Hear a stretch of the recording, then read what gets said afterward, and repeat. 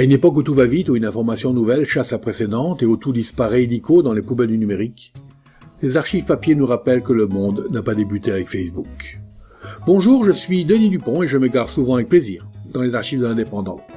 Suivez-moi, les surprises ne manquent pas, la preuve par le son. 12 juillet 1971, rubrique Thuir. Sous la photo de Paul Naref, entouré de quelques Thuirinois, dont le président des jeunes, se déroule un article en forme de sauce, aigre douce, bien vinaigrée. Le titre donnait déjà le ton du sujet. Un Paul Naref bien désinvolte. Le jeune Paul Naref, Michel de son prénom, auteur, compositeur, interprète de son métier, devait se produire à Thuir le 19 décembre dernier. Or, il advint qu'une crise de nerfs le terrassa. Il ne put donc tenir son engagement qui fut repoussé au mois de juillet de l'année suivante. Donc maintenant. C'est ainsi que les foules en délire de Thuir ont eu droit à leur idole samedi dernier. En premier lieu, un orchestre de la région se chargea de mettre, comme l'on dit, la salle en condition. Il faut dire en passant que la salle était littéralement bourrée. Vu du haut, c'était une mer de têtes diversement chevelues. Oh, Michel Polnareff fit attendre son public, incident de parcours automobile à ce qu'il paraît. Quelques voix haut perchées commençaient à réclamer l'idole quand Polnareff apparut. Ce fut un hurlement.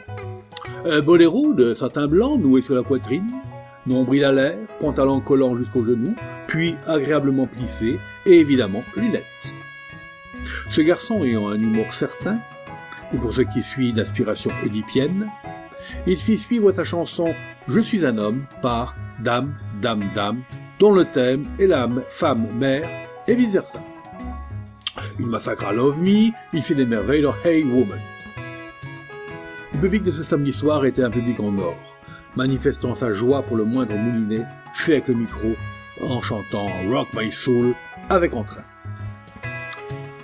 On peut reprocher à Michel Polnareff d'avoir bâclé cette soirée comme en fait un pensum. On peut même lui en vouloir de cet aisance sur scène qui n'a pas empêché la médiocrité.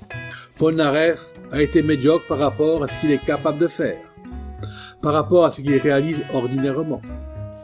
Un spectacle même médiocre de ce cabotage de Polnareff vaut mieux que la meilleure exhibition de... mais nous ne citerons personne.